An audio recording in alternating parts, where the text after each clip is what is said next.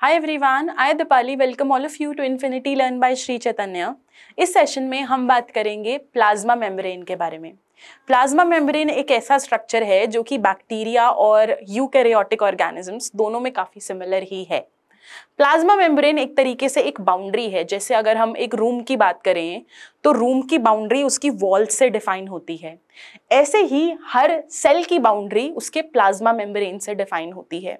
अब plasma membrane अगर हम डायग्रामेटिकली बनाते हैं तो we just make a line out there, लेकिन अगर हम उसका माइक्रोस्कोपिक स्ट्रक्चर देखें कि वो बना किस चीज से है, what biomolecules is it made up of, क्या वो कार्बोहाइड्रेट से बना है, प्रोटीन से बना है, और इतना डिटेल में हमने देखा कि ऐसे बहुत अच्छे अच्छे एडवांस्ड माइक्रोस्कोप से। और जब ये डिस्कवरी हुई तो एक स्पेसिफिक मॉडल आया जिसको हमने बोला fluid mosaic model. Singer Nicolson हमारे साइंटिस्ट हैं जिन्होंने फ्लूइड मोजाइक मॉडल दिया। तो पहला सवाल आपका ये आता है कि फ्लूइड मोजाइक मॉडल किस स्ट्रक्चर को डिफाइन करता है? तो वो डिफाइन करता है मेरे प्लाज्मा मेम्ब्रेन को। किसको डिफाइन करता है? मेरे प्लाज्मा मेम्ब्रेन को। आप देख रहे हो अगर ये मेरी प्लाज्मा मेम्ब्रेन का स्ट्रक्चर है तो आपको ऐसे लग रहा होगा कि एक शीट जैसा स्ट्रक्चर है और उसके बीच में कुछ कुछ एम्बेडेड है। तो जो ये मैक्सिमम स्ट्रक्चर फैला हुआ है वो फॉस्फोलिपिड है, जो कि लिपिड का एक टाइप है। कौन सा लिपिड? फॉस्फोलिपिड, जो कि लिपिड का एक टाइप है। ठीक है। और ये बीच में जो मुझे दिख रहे हैं उसके अंदर एम्बेडेड, ये क्या है? ये कुछ ग्लाइकोप्रोटीन्स हैं, ये कुछ प्रोटीन्स हैं। तो इससे मुझे एक बार इतना तो समझ आया कि जो मेरी मेम्ब्रेन है वो कुछ लिपिड्स और कुछ प्रोटीन के टाइप्स से बनी है। ठीक है। किसका स्ट्रक्चर? प्लाज्मा मेम्ब्रेन को हम जनरली क्या बोल देते हैं?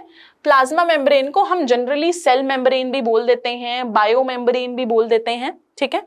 ये जो केमिकल स्टडीज हुई थी, अब देखो इसका स्ट्रक्चर भी डिस्कवर हुआ था।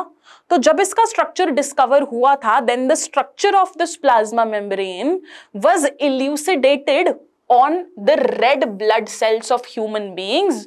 और किसके बाद? इलेक्ट्रॉन माइक्रोस्कोप की डिस्कवरी के बाद। क्योंकि बिना इलेक्ट्रॉन माइक्रोस्कोप के किसी स्ट्रक्चर को इतना डिटेल में देखना वाज नॉट पॉसिबल। और अब आप सोचो कि आरबीसी के सेल पर ही क्यों हुई? क्यों करो? You have to answer, you have to ask why. क्योंकि बेटा जो आरबीसी है वो मैच्योरिटी में इन्यूक्लिएट हो जाता है, उसके अंदर न्यूक्लियस नहीं है, कुछ ऑर्गेनेल्स नहीं है। तो मेरा रिसर्च पर्पस से जब मैं किसी मेम्ब्रेन को स्टडी करना है तो मेरा एक स्टेप कट आउट हो जाता है कि मुझे उसके अंदर से न्यूक्लियस नहीं निकालना पड़ेगा। I am getting the pure membrane जिसका मुझे स्टडी करना है। तो आरबीसी का जो सेल है मैच्योरिटी पे उसके अंदर न्यूक्लियस नहीं होता, तो वो हमारी स्टडी को इजी बना देता है। इसीलिए after the discovery of electron microscope क्या किया? जो प्लाज्मा मेम्ब्रेन की स्टडी हुई वो ह्यूमन आरबीसी पे हुई। हमने बोला कि ये जो प्लाज्मा मेम्ब्रेन है it is present in all the living cell, different composition for different cells within the same structure. इसकी कॉम्पोजिशन अलग अलग सेल्स के लिए थोड़ी सी अलग हो सकती है। और ये आप स्क्रीन पे क्या देख रहे हो? This is an example of an animal cell. क्यों? क्योंकि सेंटर में एक बड़ा सा न्यूक्लियस दिख रहा है, उसके पास मुझे एंडोप्लाज्मिक रेटिक्यूलम दिख रही है, ये गोल्जी एपरेटस दिख रहा है, ये मेरा माइटोकॉन्ड्रिया है, ये कोई वैक्यूल है, छोटे छोटे राइबोसोम्स होते हैं, है ना। तो ये मेरा बेसिक स्ट्रक्चर है एनिमल सेल का। और ये मेम्ब्रेन क्या है? इसी को मैंने बोला प्लाज्मा मेम्ब्रेन। प्लाज्मा मेम्ब्रेन के स्ट्रक्चर को एक्सप्लेन करने के लिए ही हम एक मॉडल की बात करते हैं जिसे हम बोलते हैं फ्लूइड मोजाइक मॉडल। क्या बोलते हैं? जिसे फ्लूइड मोजाइक मॉडल। हमने बोला कि हमारी मेम्ब्रेन के अंदर फॉस्फोलिपिड्स बाइलेयर में प्रेजेंट है और प्रोटीन्स प्रेजेंट है। ठीक है।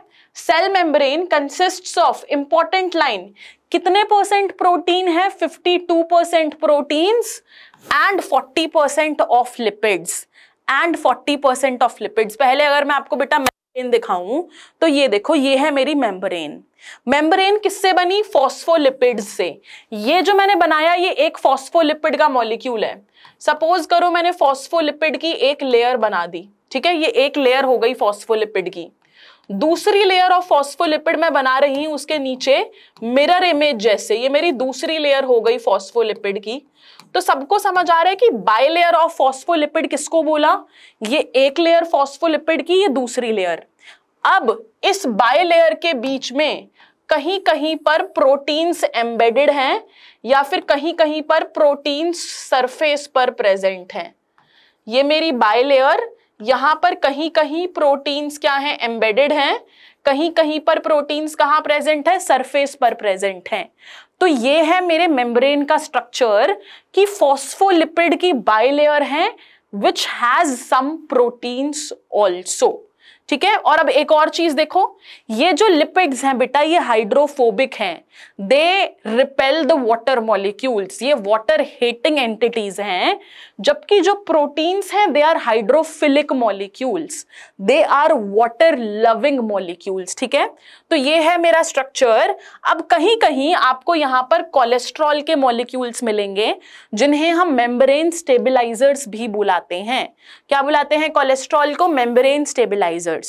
अब देखो जो फॉस्फोलिपिड की बाइलेयर है उसके अंदर क्या है, hydrophilic polar heads face outward from both the sides on the aqueous environment, hydrophobic tails face inside. ये क्या बोल रहा है, देखो अब मैं आपके लिए एक फॉस्फोलिपिड मॉलिक्यूल बनाऊं तो एक फॉस्फोलिपिड मॉलिक्यूल ऐसा है, कैसा है एक फॉस्फोलिपिड मॉलिक्यूल ऐसा, इसके अंदर ये जो स्ट्रक्चर है ये है मेरा हेड, ये जो स्ट्रक्चर है ये क्या है, ये है मेरी टेल। जो हेड है वो वाटर लविंग है इसीलिए वो बाहर वाली साइड होता है, जो टेल है वो वाटर हेटिंग है तभी वो हमेशा मेरी बाइलेयर के अंदर it always faces inward, that is why the tail always faces inward. Molecules of cholesterol, glycolipids, glycoproteins are also present towards the extracellular surface। ये कोलेस्ट्रॉल हो गए, ग्लाइकोलिपिड्स हो गए, ये भी सरफेस पर प्रेजेंट होते हैं। अब ये देखो कि अगर मैंने माना कि मेरे पास फॉस्फोलिपिड प्रेजेंट है जिसकी बाइलेयर है, सपोज किया कि ये मेरे फॉस्फोलिपिड्स की बाइलेयर थी। ठीक है, अब बेटा जो प्रोटीन्स हैं, कुछ कुछ प्रोटीन्स तो मेम्ब्रेन के अंदर एकदम एम्बेडेड हैं, ये देखोगे तो कुछ कुछ प्रोटीन्स तो मेम्ब्रेन के अंदर एम्बेडेड हैं, पर कुछ प्रोटीन्स ऐसे हैं जो कि मेम्ब्रेन के सरफेस पर प्रेजेंट है बाहर वाली साइड। तो प्रोटीन्स दो तरीके के हैं, ये इंट्रिंसिक प्रोटीन और ये एक्सट्रिंसिक प्रोटीन। इंट्रिंसिक प्रोटीन जो कि मेम्ब्रेन में धसे हुए हैं जिनकी वजह से उन्हें ट्रांस मेम्ब्रेन प्रोटीन भी कहा जाता है, they are embedded inside the bilayer. कुछ एक्सट्रिंसिक जो बाहर की साइड प्रोटीन प्रेजेंट है वो पेरिफेरल या फिर सरफेस प्रोटीन है जो कि मेम्ब्रेन में अंदर एम्बेडेड नहीं है बट कहीं बाहर प्रेजेंट है। So intrinsic and extrinsic are the two types of protein. अब देखो अब तक क्या देखा, ये एक फॉस्फोलिपिड मॉलिक्यूल का हेड दिख रहा है, ठीक है, ये उसकी दो टेल्स दिख रही हैं, देखो टेल अंदर की साइड है, हेड बाहर की साइड। क्यों, क्योंकि टेल वाटर हेटिंग है इसलिए अंदर की साइड, हेड बाहर की तरफ because it is water loving. ये जो प्रोटीन एम्बेडेड है मेम्ब्रेन के अंदर इसे मैंने बोला इंटीग्रल प्रोटीन। ठीक है, ये प्रोटीन जो बाहर की तरफ प्रेजेंट है, ठीक है, ये क्या हो गया मेरा एक्सट्रिंसिक प्रोटीन। ग्लोब्यूलर प्रोटीन अंदर एम्बेडेड है, नजर आ रहा है। ठीक है, अब बेटा ये जो प्रोटीन, ये जो ट्रांस मेम्ब्रेन प्रोटीन है, इनको हम प्रोटीन चैनल भी बोल देते हैं क्योंकि कई बार ये एक चैनल की तरह एक्ट करते हैं ताकि मॉलिक्यूल मेम्ब्रेन की एक साइड से दूसरी साइड पर जा पाए। तो ये हो गई मेरी फॉस्फोलिपिड की बाइलेयर और ये हो गए मेरे दो अलग टाइप के प्रोटीन्स, कुछ एक्सट्रिंसिक प्रोटीन, कुछ इंट्रिंसिक प्रोटीन। ठीक है, ये देखो ये बाइलेयर की शीट नजर आ रही है। ठीक है, इन्होंने बताया कि इसके अंदर एक हाइड्रोफिलिक हेड है और दो हाइड्रोफोबिक टेल्स प्रेजेंट हैं जिसके अंदर बहुत सारे कार्ब्स यूनिट प्रेजेंट है, कार्बोहाइड्रेट्स प्रेजेंट हैं। तो ये इन्होंने बायोमोलिक्यूलर वे में बस हमें वो स्ट्रक्चर बताया। अब एक स्ट्रक्चर में ही पोलर और नॉन पोलर हाइड्रोफिलिक और हाइड्रोफोबिक दोनों एंटिटीज होती हैं तो हम उस मॉलिक्यूल को एम्फीपैथिक बोलते हैं। एम्फी मतलब टू, इसका मतलब एक ही मॉलिक्यूल है फॉस्फोलिपिड का, जो हेड है वो वाटर लविंग है, जो टेल है वो वाटर हेटिंग है, इसीलिए बोला एम्फीपैथिक मॉलिक्यूल।